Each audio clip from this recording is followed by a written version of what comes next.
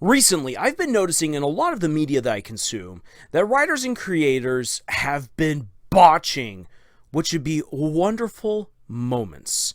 These moments in question are moments where characters make the ultimate sacrifice, where they step in to take the bullets, where they stay behind to press the button, or where they make the heroic last stand to buy everyone else time. These are classic moments, moments like stuff from Armageddon or Lord of the Rings, or even still within the same universe of Lord of the Rings, looking at the Battle of Unnumbered Tears. These are moments that when you read them or watch them, it leaves you sad, but also just gives you great hope because you get to see the best of someone in the worst circumstances who, as I say, make the ultimate sacrifice for the world that they love, for the people that they love, and for the sake of the plot moving forward. These can be some of the greatest moments within a written story or within visual media.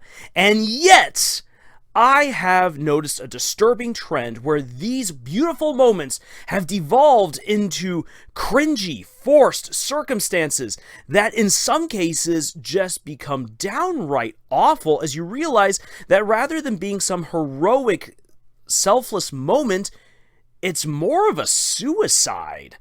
And this is a tendency that as I see more and more, I'm like, wait a second here.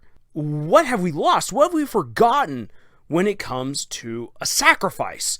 So here is my writer's rant. Everyone, stop writing horrible suicide moments. It's bad. Suicide is a topic that needs to be discussed in the proper setting, not be used as a moment to pluck heartstrings and then say, well, we're now going to move on because they've done something. They're dead. Now let's move on. No, that's wrong. So, here I am to talk about this. Hi there everyone, Lars here with another Writer's Rant, brought to you by Camille's Harem. Not just a podcast for novice writers by novice writers, but also a YouTube channel by novice writers for novice writers. Because writing is an adventure, it's more fun with friends. And yes, I mean it when I say that I am seeing way more stories now try to glorify suicide than actually creating a good sacrifice moment. So let's get a little bit into the weeds right here. Suicide is a very serious topic that needs to be honestly addressed in the right situation. I don't feel that a video right here is the right place for that kind of a topic. However, just understand that it's something that's very real. It has affected a lot of people. It's not something that should ever be glorified. And if you find yourself in a situation where you need to talk to someone about suicide, there are amazing resources that are available. I will have a link to some of those down in the description because this is a matter that affects all of us. It's one of the reasons why I am so angry when I see shows or books glorify this route, because that's not what sacrifice in fiction is. In the realms of fiction, when a character goes about through a sacrifice, this is where it becomes a necessity. It is that the situation has become so dire, so dark, so unwinnable, that someone must step in and do the most heroic thing possible to save everyone. And that's one of the reasons why those scenes hit so hard, is because you know that this person is making such an intense sacrifice. This is not something that they would want to do in any normal circumstance, but they are doing it anyway because they care. But not only that, sacrifices come in many, many other forms. It's not always death, and that's something that should also be brought up. Many times, and this is, I think, something that comes about because we're just now so used to death. We've seen it so often now in media that we're kind of desensitized to it, but sacrifice comes in so many other forms. Sacrifice comes from someone making the selfless choice, giving up what they would want to have in favor of letting someone else have what they should because it's the right thing. In some cases, that could be giving up tons of money because it's the right thing to do. Looking at something like Rat Race, where all of these selfish, greedy characters who've been fighting for money this entire movie finally decide to donate the money to a worthy cause because it's the right thing to do. Or where someone has this desire to get the girl because they just they've loved her for such a long time. And sometimes that can even be a good thing, but then realizing that no, the girl would be happier with this other character. And so they decide to back off and say, look, I understand what's going to make you the happiest. I may not like it initially, but it's your happiness that I care most about. So I'm just going to let it go and let you make the choice that your heart wants you to make. Those can also be great sacrifice moments. So those are the things that I think that we need to consider here as writers. That a sacrifice isn't always about death, but it is about making the right choice to make people happy. So let's look into some examples of good sacrifices. Now, once again, because when we normally think of a character sacrifice, we're usually thinking on big terms. I am going to use some of those big moments as examples. And what I want you to do is I want you to pay attention to what makes these good examples of a character sacrifice. There are a couple of things that go into making these moments actually work. One of these things, and I know I keep on bringing it up in so many videos, but it's because it's true, we need time. We need time with the characters, and we need time with the plot. We need to understand the stakes that are involved. We need to understand the people that are involved, their personalities, their motivations, their relationships. The more that you get to know a person and their world, the more connected you become to it, and it makes that decision all the more heartfelt and meaningful. So we need time. You also need to clearly establish what the stakes are.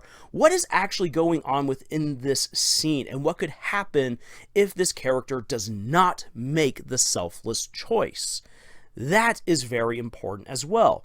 Finally, you need to give this character wonderful personality. And not in the sense that, oh, they're just such a wonderful, precious cinnamon roll, but rather that they are completely fleshed out. So that way you know that, yes, this is indeed something that this character would be prone to do. This is a choice that is natural for them to make. Or maybe they start out as a very selfish character, and we get to see them evolve to the point where they can make that selfless choice.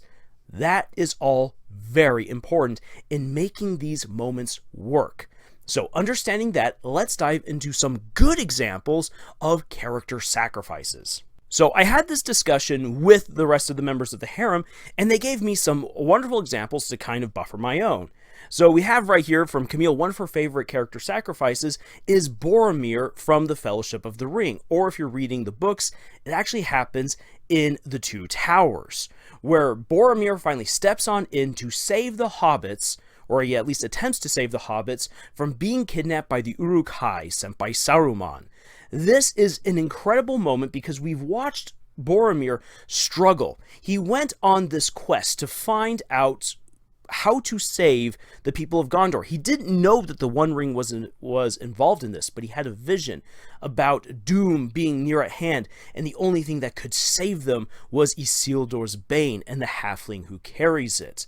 And so he pledges to save Frodo, but the ring gnaws at his pride and at his ambition and at his good intentions and tries to corrupt Boromir into a thief and a murderer and this power-hungry lord. For a very brief moment, we get to see Boromir fall. However, Boromir rises and redeems himself by slaying as many orcs as he can to save Merry and Pippin, two hobbits who aren't even connected with the ring. However, he does it because it is the right thing to do, and this is Boromir's personality. The more that we learn about Boromir, the more we learn that he's always been a self-sacrificing character, the last man and on the scene who always makes sure that all of his own people can escape before he himself does. Faramir even tells this when he says that he and Boromir had fought hard to save the people of Osgiliath, and that they were the last ones to swim across the Anduin in order to make sure that everyone was safe. That is Boromir's character, and so this fits very much on in, and this is his chance to redeem himself from his small lapse in judgment. It's just a very good, powerful moment, and we see the remorse that he has for his previous decision, and it's good. It hits in a very beautiful, very epic way. Nathan then said that one of his most favorite moments where a character sacrifices something, and this is not a sacrifice of life, but a sacrifice of power, is Shinobu in the Bakemonogatari series. Now, granted, I don't know a whole lot about this because I haven't watched my entire way or read my entire way through the series as Nathan has, but Shinobu is in a place where she can regain her former powers as one of the most powerful vampires to ever walk the earth. But she sacrifices them and remains in her weakened state to save Araragi. And this is something that she has come to after a very, very long time with Araragi, that she has come to care for him, love him in her own way, that she is willing to sacrifice a very big part of herself to keep him safe. Which is great to see from this proud character who at one point wanted to die, and now she is willing to live and sacrifice her power. She's willing to sacrifice her pride, her selfish desire to die, and then not only that, she's willing to sacrifice her powers to save him. And that's an incredible moment. That's giving up a lot for one character. Another example of characters giving up something, not their lives, but giving up something very precious, is in The Road to El Dorado, where the heroes give up all the gold that they had in order to prevent the conquistadors from finding the lost city of gold. Because if the conquistadors find the city, it's going to mean the deaths or enslavement of everyone. And so they make a really big sacrifice, something that the story builds up to. And granted, this happens all within a short kids movie, but the stakes are well established. The characters and their personalities are gloriously well set up in the very first scene of the movie and just builds from there. The Road to El Dorado is a fantastic story and is one that definitely deserves its own analysis by many other writers to see what we can learn from it. Some of my favorite examples of character sacrifice come from the Beyonder series, specifically from the last book, Chasing the Prophecy, where the heroes now have to lay everything on the line to rescue the world of Lyrian from the ultimate evil, in a world where evil has already won. So how can the heroes do this? Well, the heroes give it their all, and many, many characters who you now have come to love from book 1 all the way to book 3 now lay their lives on the line in just absolutely incredible moments of redemption, moments of realization.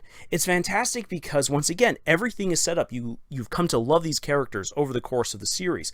The stakes are well established, and you get to know everyone well enough to know who is making this decision because that was initially part of their personality, or who is making this decision because they have now grown to become that selfless hero. It just makes so many character arcs absolutely wonderful, and it's what gives the story just such a bittersweet ending. It's one of those books where I get emotional at the end, and I just wish that all of those heroes could have made it to the end because I love them so much, but I understand why they had to sacrifice themselves, because there was no other way when you're up against the ultimate evil who has already won and is in complete control.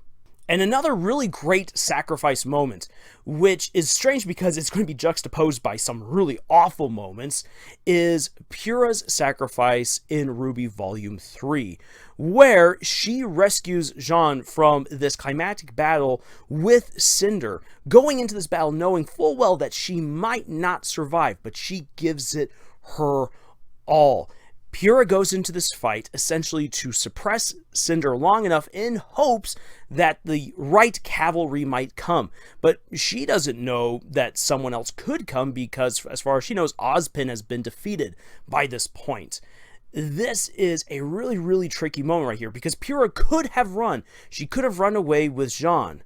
But she knew that something had to be done. If the villains were allowed to take complete control of Beacon Academy, along with the Maiden powers, then maybe the entire city would be lost. And this falls in very well with Pyrrha's personality. She is the hero. She is someone who will lay her life on the line for the people that she loves. And it's made really heartbreaking because this is the moment that's made very clear to Jean that she loves him. And then she dies fighting Cinder in a really, really epic fight scene too, where you think that she might have a chance, but it all comes down to a simple slip up and just a mere hair's breadth indifference of skill between the two women. All of these moments I've listed Whether you watch them or read them, these are moments that have stuck with audiences, not just with me, but with many, many other people. And these, I think, are the moments that many other newer creators and writers try to replicate because those moments are just so powerful. They stick with us. And many times, if we're writing a story with really high stakes, we want to be able to replicate that, and we hope to then communicate that same emotional impact to our own audiences. However, it doesn't always work out. Here are some examples of it not working out. Coming back to Ruby. Ruby Volume 8 has 2 really bad sacrifices. And it's just, why, Ruby? Why? So I've already said previously that I actually really do like the change in Volume 8 where Hazel switches sides and decides that he's going to fight against Salem. I actually really do like this. It works well with his character as far as he has been established.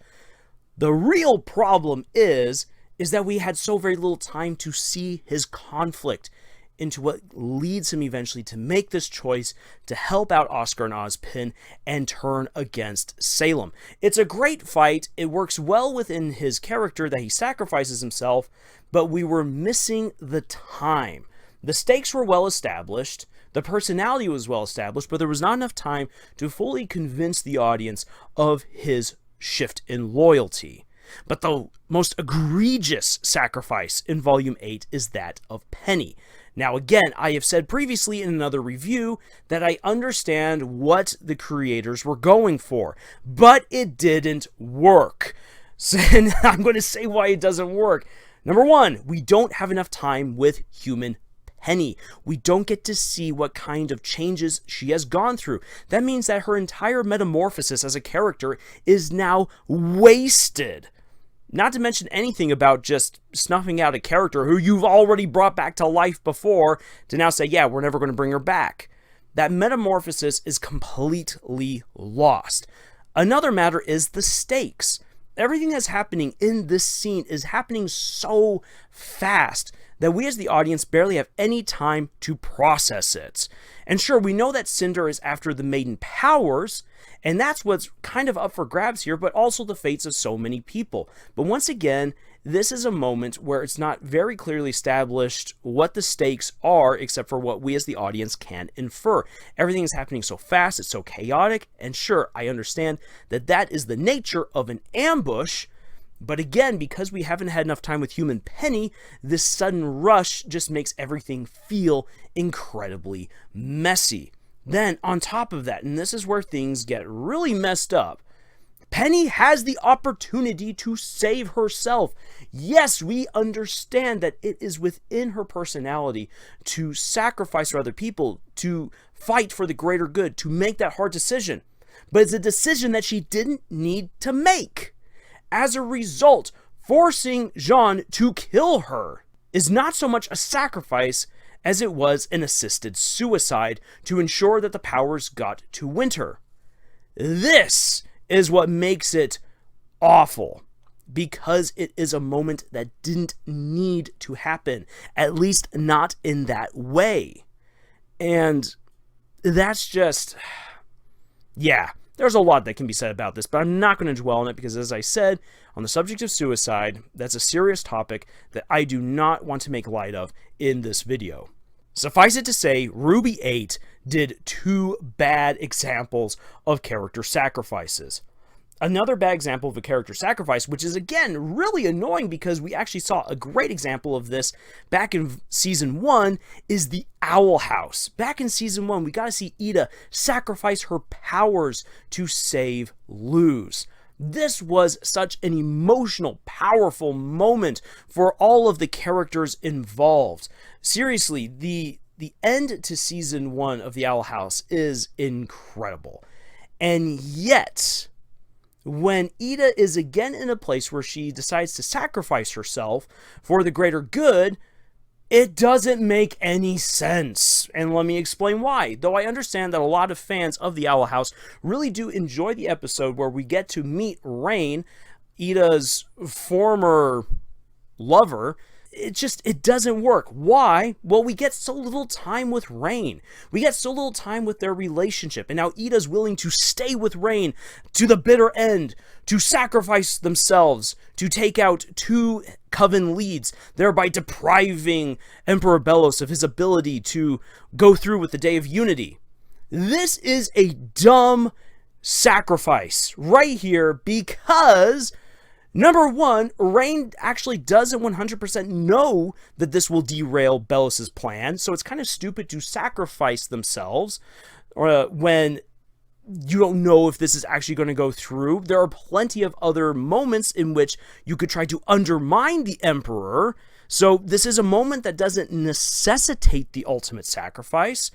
Furthermore, Ida's reasoning for going through with her own death is because she's like, well, Luz is going to go back home and King is going to find his dad. These people don't need me anymore, so I might as well die.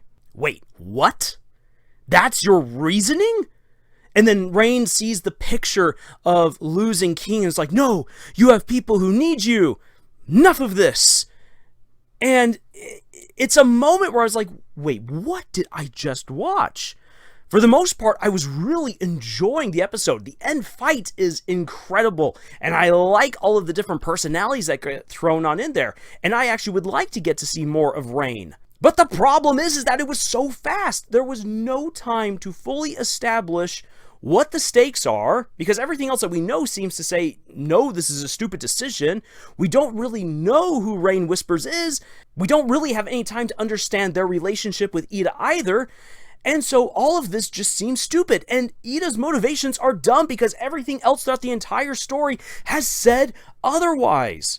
Ida was willing to make the sacrifice of her power to save Luz because she loves Luz, and now that Luz wants to go home, she's going to give all of that sacrifice up? This is completely incongruent with everything that we've seen. This is a very bad sacrifice. These are examples of what you shouldn't want to do right here within a story. Again, the ultimate sacrifice is made when the characters realize that there's really no other way, whether that be with an impending destruction of the earth, the evil wizard casting the final spell, or, as I said earlier, when you realize that someone that you love actually loves someone else and that it is in their best interest and happiness that you let go. Those are the right moments for the great sacrifice. This right here didn't need with Ida, it didn't need to happen this way. And with Cinder and Penny, it was just horribly set up.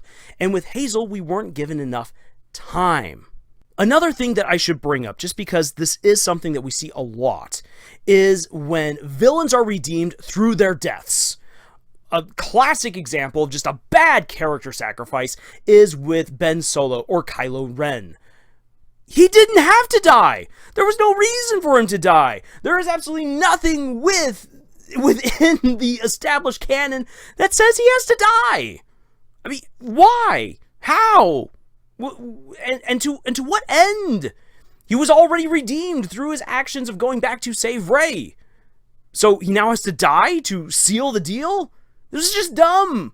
Is it because Vader died? Well, Vader died because he got shocked with a ton of Force lightning to save his son in a character arc moment that's been building up over 6 movies. And with Kylo Ren, his redemption all happens in 1 movie because he decides to confirm himself as the villain in The Force Awakens, and he goes even further down the villainous path in The Last Jedi. So now he's redeemed through death? What? And also the same thing for Snape. Now, I really, really enjoy Snape as a character in the Harry Potter franchise, both in the books and in the movies. And his death, while tragic, is not a moment where I'm just like, wait, I understand why Voldemort did it, because he believed that that was how he was going to get power over the Elder Wand. But his death, then, as a form of redeeming Snape, doesn't really work because there's a lot that Snape still needs to answer for, but he doesn't because he escapes it in death. This is one of the big problems with trying to redeem a villainous character through a death, is that in order to redeem a villain, they need to go basically through a proportional journey as they went through in their villainy. That is how you redeem someone. killing them is just basically saying, hey, look, they made a great selfless choice, and now they're good. And it's basically a way of the writer saying, whew, I now don't have to go through all of the hard work of convincing the audience that this character actually has something good about them. If you want to see a brilliant contrast to that, look at Endeavor in My Hero Academia. It's very, very hard to redeem a character from the attitudes of domestic abuse. Endeavor did awful things to his family, and admittedly awful things to himself, and even arguably to others within his own society. He is one of the reasons why Stain the Hero Killer functions the way that he does, because he sees Endeavor, rightfully so, as one of the cantankerous elements within hero society. And yet, Horikoshi does not kill Endeavor, at least he hasn't killed Endeavor yet, until Endeavor has gone through so much to humble his pride, to face his mistakes, and to accept that his family might never, ever forgive him, but that he knows that it is the right thing to do to make amends and heal hearts the best way that he can, and to become the hero that the world needs him to be, and to show the mercy and the compassion that someone like All Might was able to show. In short, the thing is that Horikoshi takes the harder route to try to redeem a character who everyone saw as someone unworthy or incapable of being redeemed. But Horikoshi still goes through with the motions, puts in the hard work, and whether or not you support Endeavor is actually not the question at all. Instead, the question is has Endeavor been redeemed from what he has done? And that is such a fun, complicated, hard question to ask. And that is what we get to see in a true redemption arc. If Endeavor had died, let's say, during the war arc to save Shoto, sure, that would have been a really great moment. It actually would have hit very, very hard. But it wouldn't be as powerful as a man who then still after the war arc must answer to all the world for the crimes that he has committed, and then who must stand in front of his wife and have the hard conversation that he does. That is what it means to truly redeem a villain. Redeeming a villain through death is taking the easy way out. That is one of the reasons why for heroic characters, making that ultimate self-sacrifice is usually something that hits way harder and sticks with us longer. One of the reasons why Vader's sacrifice hits us so hard is because we get to learn about the conflict and his change from hero to villain. And sure, yeah, that was in episodes 4 through 6, but that is then further emphasized with the prequel trilogy. And whether or not you like how George Lucas did it, the fact of the matter is that Vader's sacrifice still sticks with us because we see a hero who has fallen, who now claws back because of the love of his son, and steps in to save his son when it matters most, which fits a heroic character and everything that we come to learn about Anakin. So I've been ranting on well long enough about this topic right here.